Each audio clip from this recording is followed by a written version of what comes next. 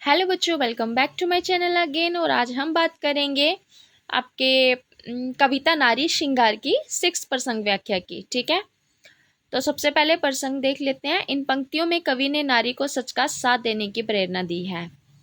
व्याख्या है, इन पंक्तियों में कवि ने नारी को सत्य रूपी कंघी से अपने बाल संवारने की प्रेरणा दी है।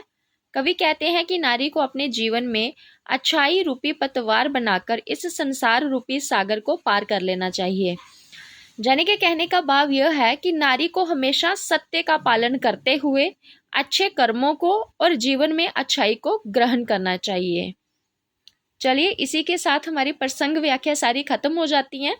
अब हम स्टार्ट करते हैं इनके प्रश्न उत्तर। तो सबसे पहले हम फर्स्ट प्रश्न की ओर चलते हैं। प्रश्न आपका दिया हुआ है, प्रस्तुत कविता में नारी श्रृंगार का अभिप्राय स्पष्ट कीजिए। अभी हमने नारी श्रृंगार की प्रसंग व्याख्या करी है, तो इससे आपको इतना तो पता चल ही गया होगा कि इसमें हमने क्या क्या पढ़ा था। बस वही चीज हमने थोड़ी सी बतानी है यहाँ पे।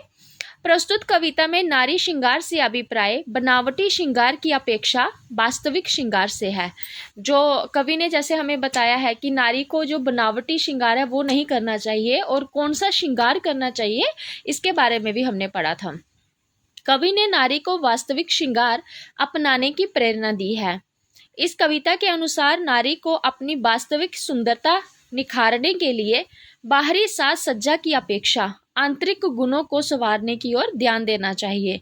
जो हमारे अंदर के गुण होते हैं, हमें उनको निखारना है, हमें उनको संवारना है, ना कि बाहर की साज सज्जा की ओर ध्यान देना है। नारी का वास्तविक श्रृंगार उसके सद्गुण, मीठी बानी बोलना, लज्जा भाव बनाए रखना, सबका आदर करने तथा भगवान की पूजा करने से होता है। अगर आप सच बोलते हो, आपके अंदर लाज शर्म है, या फिर आपके अंदर अच्छे गुण हैं, ये सब चीज़ों को बनाए रखना और भगवान की पूजा में लगे रहना, यही वास्तविक जो श्रृंगार होता है वो नारी का श्रृंगार है। नारी के जो वास्तविक गुण उसके सुंदरता में 4 चांद लगाकर उसके चेहरे की चमक को बढ़ाते हैं। तो ये जो वास्तविक गुण है नारी की सुंदरता को और 4 चांद लगा देते हैं। यही इस नारी श्रृंगार का कविता का अभिप्राय था।